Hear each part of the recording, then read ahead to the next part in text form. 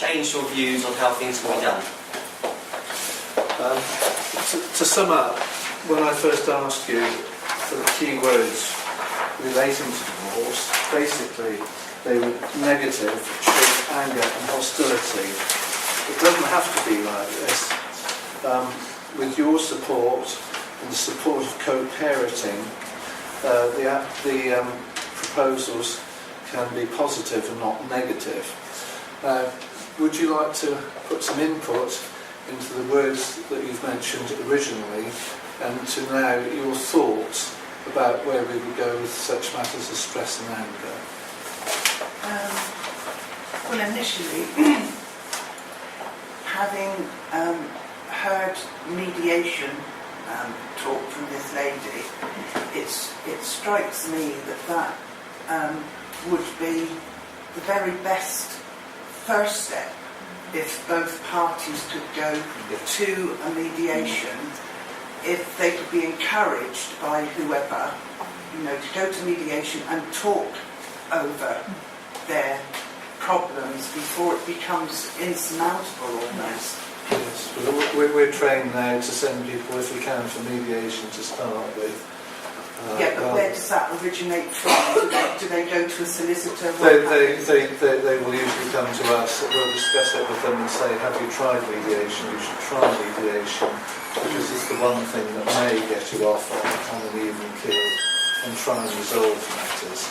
It just strikes me for both parties, if there's a bit of a problem there, that having that third party who is trained, if you like, in this process, exactly. They know that they're with somebody who is a professional, yes. That is not necessarily, if I may say, within the law that can worry certain parties over this breakup of a marriage.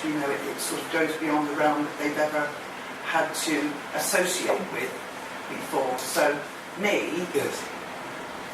Initially, I would say mediation for both parties. Quite right. This is the way it's going. Yeah. Has anybody got input into any of the other words? Anxiety, acrimony? Sorry if I stopped everybody else. I do tend to do that now. However... we perhaps open up the floor to questions and answers. But just to come in, I think what resonated with me was what I think Annette was saying about telling the children things in an age-appropriate way. Because we quite often find that young children are given just way too much information. And quite often are kind of tried to be used against the other person. And I think as we've heard today, that if parents can actually be brought to a position where they talk to each other about the needs of the child, they can develop a better relationship. If they're sort of enabled outside of that to deal with their own emotions, because there are a lot of emotions that come along with getting divorced, and it's about taking responsibility as the adult to deal with those things, but to leave the children out of it and not use the children, as we heard when Sam was talking about, a bargaining tool. Yeah, they can be used, even unintentionally sometimes. And I think that's wrong. Personally, I think it's wrong for the child. Every time it's wrong. And unless there are exceptional circumstances, as Sam pointed out, where there's a child protection issue, then we should be encouraging families to have equal contact with their parents. I think it's massively damaging, and we've seen this with children that are being taught both ways, and are trying to keep both parents happy, but the emotional stress that puts huge emotional pressure on the child. And I think that's where the key is, if we can encourage folks to talk and create two loving and caring homes for the child, where there is the key words for me are stability and routine for the child. And I think that is very important to help them. I mean, our challenge is getting them to know about your kind of service, because often we don't know until they get to that family that third family on your list, where you start to notice behaviour issues or parents coming in and it's already at the real anger stage. I think You you're know, lucky so- here in Westmoors because you've got the epicentre Yes. here, which is Yeah. a fund of local information. Yeah. And so encouraging parents to, I think, to that- pop in that's here our and challenge find out. Yeah. before they get to it, because that's what we're seeing a lot of, the anger. Can I ask on a very practical level? Yes, yes. If parents come along on a Thursday, Yes? is there a cost implication? No, there's no Other cost than cup of implication. coffee? No, they buy a cup of coffee and they can sit and have a chat with me, because if they want to go on to do some more in-depth work, then there is a minimum charge payable. Okay, so then you could. I would take that up, and hopefully we could use this wonderful centre Okay. to make it accessible for parents. Because I think parents struggle hugely, and it's predominantly women that I see at school. But to find the right services, they're really struggling emotionally, and counselling, and trying to find the right person to talk to before they then offload that on their children, which is what we tend to see. And I think that's where we were saying, my colleagues and I, about the range of services, that certainly Kiteleys are really encouraging that integrated approach, and I believe they should be applauded for that. Yeah. When I saw this on my email, I liked the way that you were presented on it, rather than a very strict, process. It was more of family orientated. We solve the problem rather than, if you're not used to going to the law in any shape or form, it can be very scary to have to put your hands in somebody else that you don't even know, to do with the law. Absolutely, and certainly with myself and colleagues, we have people come and see us at a very difficult, one of the most difficult times in their lives, apart from bereavement or the stress of moving house. I think they're the three main issues that people have in their lives. And having trust and confidence. So thank you for your kind words, but the approach which we're not necessarily alone in the nation or the world as to dealing with matters, but it's more progressive education of there are different ways, and quite significantly different ways from what are still portrayed on television, on soap operas and in films, which is not good, and so not in any way properly educating the public at large as to how problems can be solved. There are some problems which are beyond resolution, but they are in the minority. If I may come back to cost, the cost is a financial worry, and often there's some imbalance between families as to cost, and a question I was asked a little earlier was about legal aid. As of next Monday, the 1st of April, and this is unfortunately on April Fool's Day, but it's absolutely no joke, that legal aid and the availability of the average person who's got an average family difficulty is going to have tremendous difficulty, pretty much impossible to access legal aid. So whereas people with low resources, low means or money could maybe have some financial support for suitable advice, it's available still for domestic use and to care in public law children issues. But there is a lot of funding still going into mediation. But that said, if mediation is successful, there's still often the need to record what's been agreed in a legally binding document on an agreement basis. But if that is done on an agreement basis without lawyers sending letters backwards and forwards, which is where costs, let alone go to court, run up, then that's far more accessible. Certainly without giving a particular sales pitch, there's certainly fixed fees and costs which are more manageable for payment and affordability available from Kiteleys. But making sure that the limited financial resources are used in the best way for the family moving forward, with their focus on what's going to happen now and how that will affect the future, that's going to be what benefits families most, with these legal and non-legal support as they need it.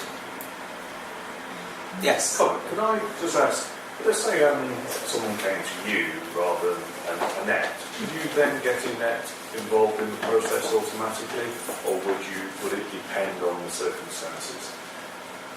Certainly we assess at the outset, in this part of assessment process we're working out at the moment, but early on we was asked, what do you wish to see happen? Forget the legalities of it, but what do you wish to see happen? Obviously, I have actually referred a case to Annette, a couple of parents agreeing over contact for a child, and it's still very early stages. And I could see from the initial outset that was a case of, if we were involved, hostility could come up because his lawyer's contacting my lawyer, hostility's there, and the costs spiral. So I suggested, why don't you contact Annette and have a chat with her? And Annette's spoken with her, given her some ideas to think about, and her the father are having a chat, see what they can do, and they know what their options are available to them to come back to me or to come back to Annette. But it's given them that step in the right direction of how to try and resolve the issue without necessarily jumping into the illegal approach right from the beginning. So like Colin said, we do sort of speak to clients and assess their needs at the time. It may be that they come back and say, actually, I've spoken to Dad, I'm having child Monday to Wednesday, he's having child Thursday to Sunday, we're absolutely exhausted, we just want to put it into some sort of document, in which case we wouldn't necessarily involve Annette because they've managed to reach that decision. But we do at least take some details from them and discuss with them what options are available to them if they're not at a stage for making a decision there and then. I'm just thinking, if anyone in the room came across a friend or someone confided in them and said, I don't know what to do, where to go, would they refer them to Kiteleys or would they refer them to Annette? I don't think it particularly matters which route you go through. I think sort of Annette's of the same opinion as us, that she sort of discusses with them what their needs are and points them in the right direction of where to go to sort of progress those needs. And it's good, of course, that you'll be here, Annette, so there is that fear, isn't there, walking into perhaps the solicitor's office initially, or they're worried. But it's also good that there's this group process where you're working in tandem.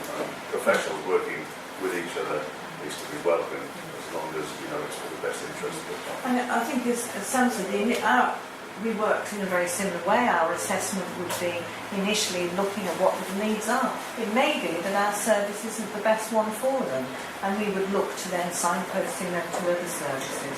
So it's very much about the assessment being the primary importance, and then looking at family needs and referring on. And certainly that's the whole idea behind the Resolution Hub. So far as there's a range of different professionals, legal, financial, other family support and counselling and mediators as well, who can each be aware and have knowledge of what the others do, and so if they are a point of contact, you can refer or guide somebody in need to perhaps any member of the hub, then they can be sure that that member of the hub partner will refer them or pass them on, obviously only if the person wants to, but pass them on to the most appropriate person to start helping them sort out their problems. And it may be that in a particular family situation, the help they need might touch on just one or two or three of them, or just the whole range. It comes down to complexity and the issues involved. So it comes down, there's no one solution. It's about resources available, matching those resources to the family's needs, as well as making it affordable. But where there's lack of acrimony, you hear about the horror stories of costs, financial matters or children matters. Those are the worst case scenarios. It's much better that families keep their money for themselves or goes in the right directions, and as lawyers in particular we can help be more positive and help record and plan for the future. We'll just add that Jude and I are involved in the hub, and we've had one meeting and one to be scheduled or agreed, I think. Yes. Agreed. And it was really empowering, wasn't it, around the table, how everyone was singing from the same song sheet, but they're all different professions, different experiences, and like you say, we're fully supportive of this. It's not one size fits all, or like you say, you're just not racking up these big legal bills, and obviously people then going in different directions. Can I ask what is the what people are involved? Certainly. Just quickly pop onto the.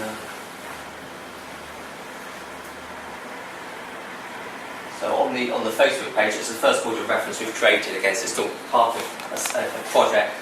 So there's legal, accountancy, tax advice. For example, if people are selling homes or properties, or even where businesses, family-run businesses, that can be relevant.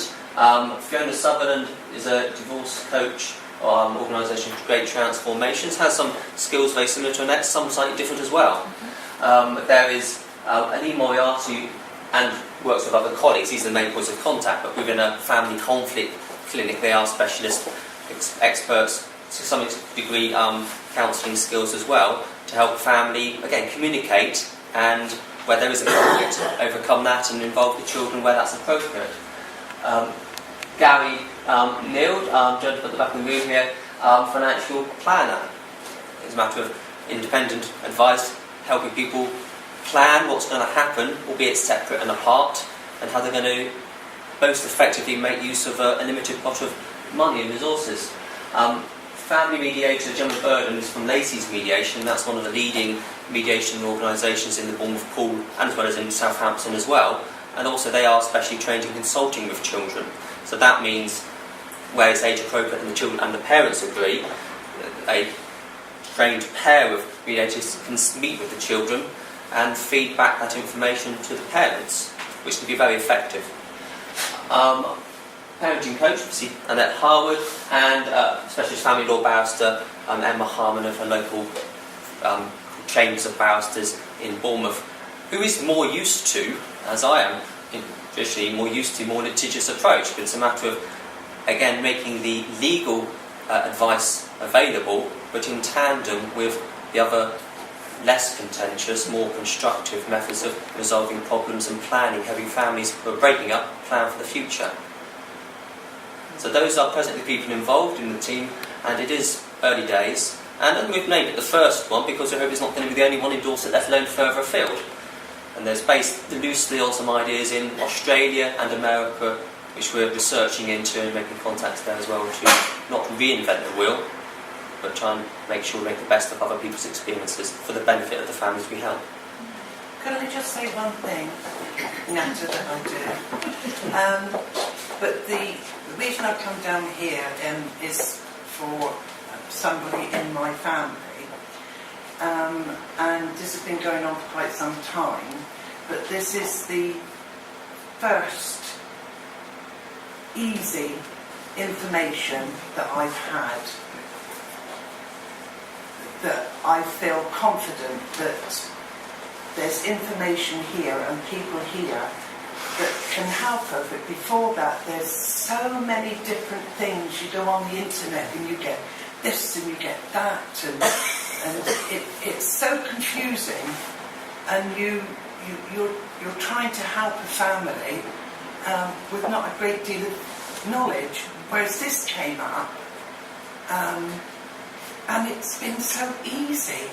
I've come down here a few days later, there's all you different people here that's given me information that I can go back to my family now and say, hey, it's not as bad as we thought it was, because there's this available. But if I hadn't have got it through this epicentre, we would be where we've been, which is really quite confused and upset and worried. Whereas, you know, whoever it is that set this up, I congratulate you. I think it's really very helpful to the community. As I say, I can only repeat, this is something that you don't come across necessarily. It's never happened in my family before, so this approach has really been very good. So I applaud you, sir, and I do like your coffee.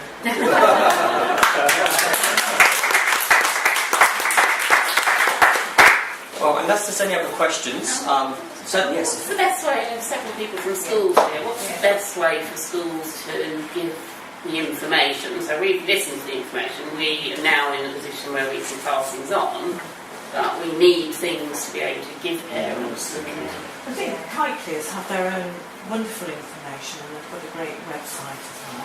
We've also reproduced an information leaflet for parents, and I have some here today, but if you're from a school, I can email it to you so that you can run them off as and when required. And perhaps I'll turn that question around, as we're used to the traditional ways of traditionally marketing or advertising, but interested to know what other or more effective ways would be useful for providing the information, so we can adapt what we do, whether it's in leaflet form, email, social media or websites, as to what's actually going to best help families and obviously children as well with their access to social media, hopefully not too young at age, to access help and support where they need it. So there are evaluation sheets, there are some pens scattered around as well. We always welcome feedback, whether it's anonymous or leaving details, to help us develop what we're doing, improve on what we're doing, not just in the manner and type of presentation, but also in imparting this information on to other people. And if anybody wants us to help us repeat this at any other organisation or location, we could do so as well. So please contact Annette or myself or any member of the team here, or through Judith, also at the Epicentre, if you have any issues or questions which crop up from today. Touching on, Sorry, I was going to say, touching on what Melanie said, it would be helpful if Judith could email the links, because then we can put them on our websites or on, on our Facebook pages, whatever schools use, for parents who look at that and then access that directly. We find, I don't know what other schools, but more and more people are looking there rather than sort of leaflets now. Well, exactly. That's why using Facebook and perhaps YouTube we've got a link through to YouTube which has. Hopefully this presentation with technology works okay.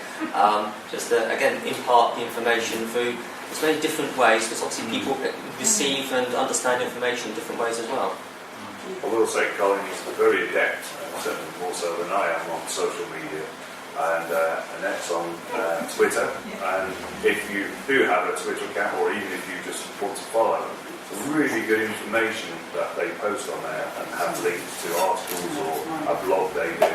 So that's another, a developing way of keeping in contact. I know there's Jude's on there, local Epicentre as well. She'll let you know what's going on. Well, I'd just like to thank you all for coming. Thank you for the questions and the interest and input you've made today, and encourage you to leave feedback, positive or negative, you can always learn from. Well done, Tom.